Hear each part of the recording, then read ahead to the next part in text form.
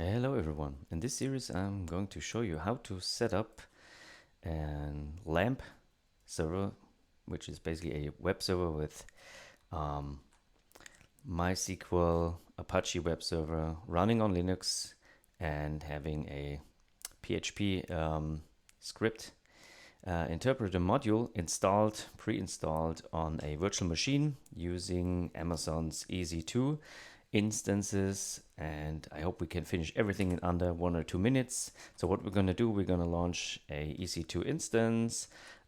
We will use a pre-configured machine based on an image. It's a Bitnami stack, and we are going to set up some inbound rules so we can access our machine. So let's get going. We head to our management console on Amazon AWS to check out the instances section, and we are going to launch a new instance. And it's good to give it a speaking name, so let's call this LAMP server. I already have some servers running, so maybe, I don't know, give it some ID, like this is my second one, so let's call it 2. And we are going to search the full catalog for Bitnami LAMP stack and just see what we get. It should be under the community AMIs, and I think I will go for a Bitnami LAMP stack 7.4 because I have this already running a couple of times, so I'm pretty familiar with that. But of course you can check like the newest version of this, but all the Bitnami stacks are pretty similar. So okay, let's select this one. Now you will have to choose your instance type. If you're only like fiddling around with the server, you can choose the small instance types like micro. If this is going to be a productive system, this is not a good idea, but in my case I'm going for a micro type instance. Should be enough for this kind of server. If you're running like heavily WordPress servers, I recommend choosing a bigger instance type.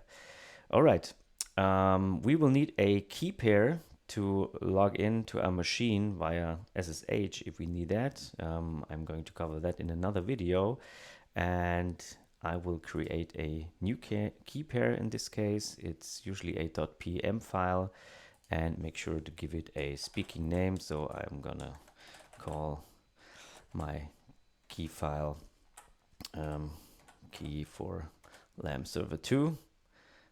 Create that key file and make sure to save that key file in a secure space on your computer. I have now copied that key file into a folder where I keep all my key files for all of my LAMP servers basically. All right, so this for the key file, and we are going to edit the network settings. We also want HTTPS traffic from the internet, and also that regular HTTP traffic. So what we basically do is open 2 additional ports, port 80 and port 443 for HTTPS, and by default SSH is open on port 22. Okay, you might still want to go and edit your network settings, especially maybe naming that security group to something you will remember in the future, and not like launch wizard 2. So I'm gonna call this like security group, I don't know, LAMP service, something like that. Okay, and here you can see again the details. All right, so you have SSH open on port 22, we have HTTPS on 443, and we have HTTP on port 80. If you have other servers running on that machine, or you are planning on having other services running on that machine, you will have to open other ports depending on what service you will be running. The storage should be fine. So actually, I think there is nothing more to configure here, and we can launch our instance. This will take some time. Oh, we're already done. And we can go back to our instance overview.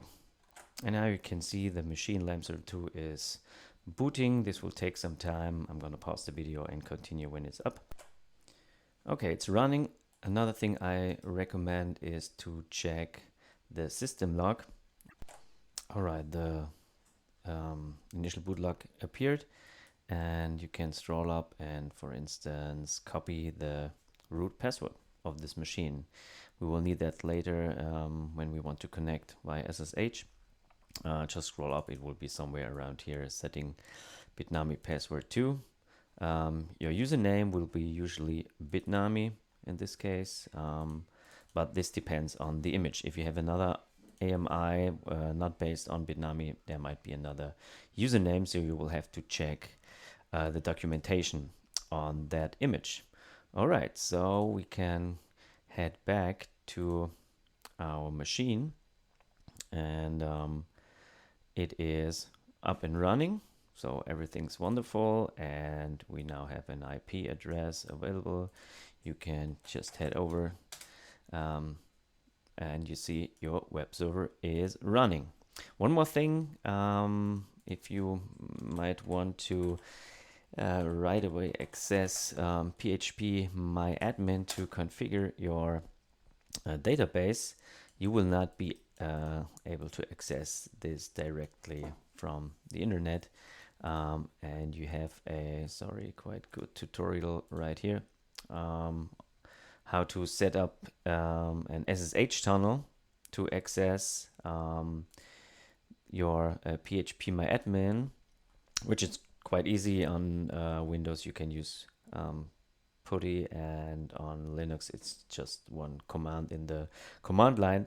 But I will show you in another video how to access or how to set up internet access to PHP MyAdmin, which is of course not recommended in a productive systems, but for development sometimes I find it quite a hassle to always set up an SSH tunnel.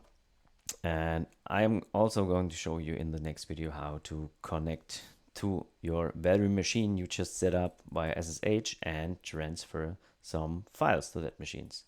All right, folks, this is it. Easy as pie, setting up a virtual machine web server on Amazon's AWS using EC2 instances, and see you soon.